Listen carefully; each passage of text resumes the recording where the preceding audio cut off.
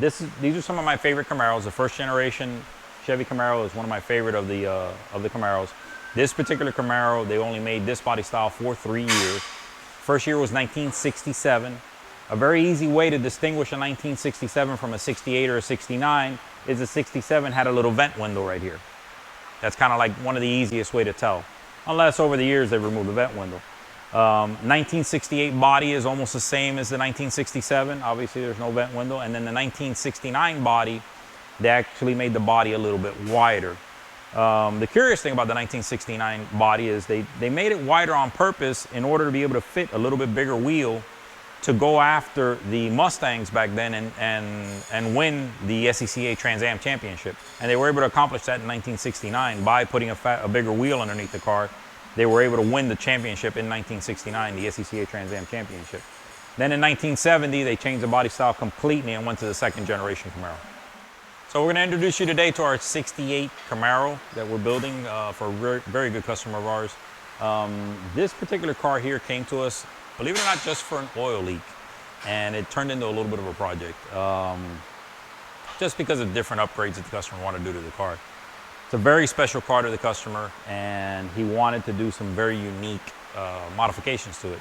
If you focus in here on the engine compartment, you're going to notice we have here underneath the engine compartment a 540 cubic inch big block Chevrolet. It's got a custom Hogan fuel injection on it.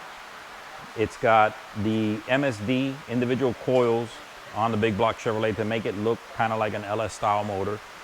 Instead of doing the regular cold air intake that we do on these cars, to where it's just a pipe coming out, we ended up doing a rotofab box. This is actually an LS rotofab box that we retrofitted to work on the big block. If you look back there on the firewall, and that's what really makes this car unique, that entire back firewall on this car was hand built on our CNC machine, on our custom CNC, on our CNC machine, and we basically tailored it to fit exclusively on this particular body style of car. Gives it a very cool feel to it. It gives it a different finish other than just doing a sheet metal style firewall. And it's just very cool. It's just something that we put a lot of time and effort into it. This particular car has billet hinges on it. It also has the billet bars on here. It's a 6-speed T56 transmission. It is an original RS, even though obviously it's not a matching numbers car anymore, but it is an original RS car. It's a convertible car. We're waiting right now currently on wheels. We are going to change the wheels on the car. The car has 6-piston Willwood brakes with cross-drilled rotors. On the rear, it's got 4-piston Willwood brakes, also with cross-drilled rotors. It's got a 4-link suspension on the rear with chassis connectors. It's got a Rix tank, stainless steel fuel cell in it. Very, very nice, very clean car. Started off life as a very clean car, and now it's a monster right now. The wheel package, like I said, is a little dated on the car, so we're going to go with a different set of wheels, even though I kind of like the wheels, but the customer wants to go with something a little different, which is fine. It's got Detroit Speed. It's got the Detroit Speed electric headlights in it, so we don't have to worry about the vacuum up here anymore. It's got vintage AC in it. If you want to look inside the car,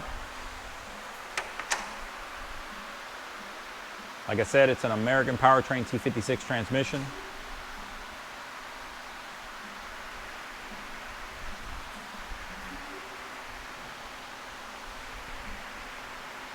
This car also has a rack and pinion front suspension.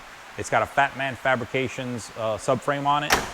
It's got Willwood 6-piston calipers in the front, cross-drilled rotors, and it's got Willwood 4-piston calipers in the rear. 4-link suspension in the rear, coilovers all the way around. And then it's tuning and get it buffed out and get it back to the customer.